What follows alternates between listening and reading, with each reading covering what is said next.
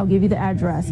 It's 170 Community Center Drive in Pigeon Forge. If you need that, if you need to share it with friends, go to the WVLT News app. We have that address for you there. Again, let's go ahead and take a look. Good morning, guys. We have been in the thick of this storm, and quite frankly, we're still in it. He was trying to get across this road here that is impassable. Now it's blocked off because of the Pigeon River is just completely covering these roads. You even have fish out here on the road right now. People have been calling us, family members worried about their own.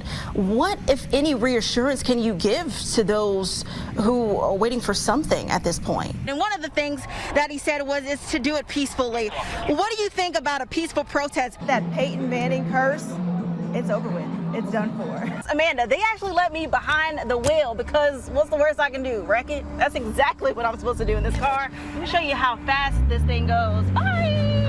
I'm out here doing what I know how to do, and 3 scoring shots.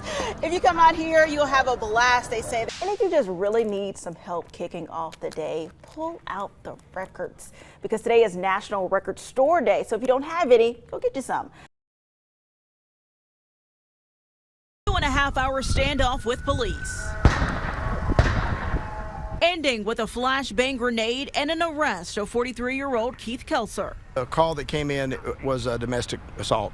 Lenore City Police Chief Don White says all this started after a woman called for help. When officers arrived to this downtown neighborhood, they heard gunshots and Kelser barricaded himself alone in a home around 1 o'clock for hours. He eventually surrendered unarmed. No one hurt. No, including the woman.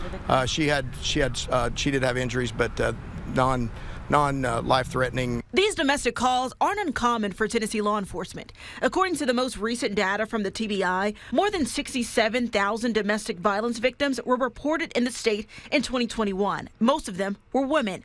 Numbers like that keep advocates with Iva's Place on standby. We get the satisfaction of knowing we've helped keep someone safe. Director Chris Evans Longmire says the nonprofit helps victims and their children escape their abusers almost immediately through their 24/7 crisis hotline or website.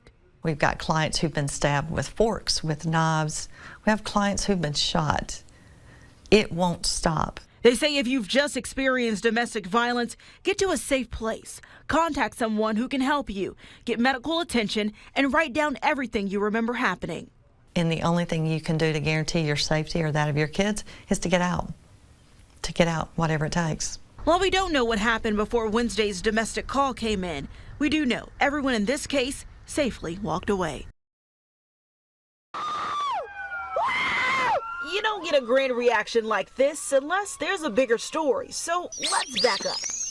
For years, one by one, drivers pass by 17-year-old Jake, honking if they're happy. Woo! At glance, you see a chipper teen, but what you don't see is his tough reality.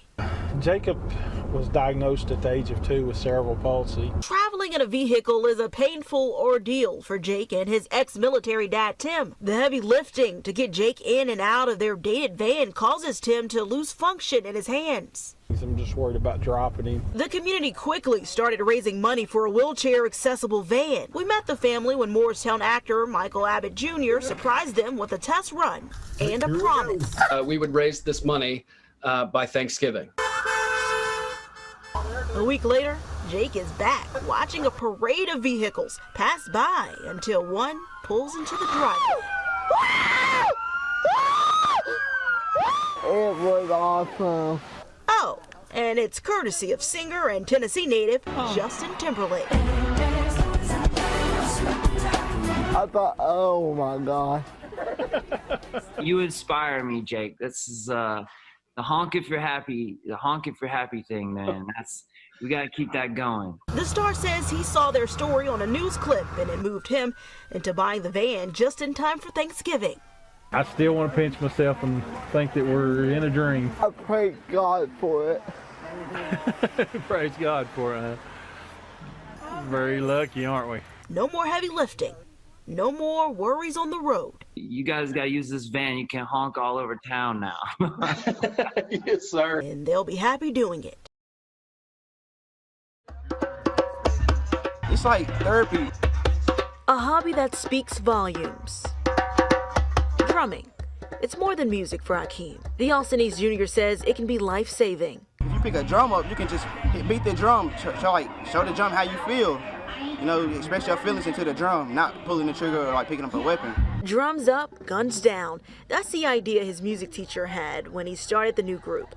The goal is to curb gun violence among teens, giving them access to drums instead of a weapon. Those drums now filling the streets. And we're becoming a family again. The group and Austin East students are leading an anti-violence parade in East Knox. I think this is wonderful. Students say after losing 5 classmates in one semester, it was time for a change. The first week that we came out, it was really hard. It was really, really hard. And it took for us to sit down and say, okay, our family in Austin East is not how it used to be, so we have to get that back. This is their first step at healing together. I feel in my heart they will find the killers one day, hopefully soon, and they will be brought to justice. They'll continue to drum up the strength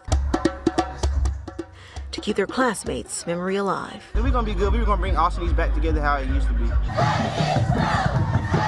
In Knoxville, Gwendolyn Ducre, WVLT News.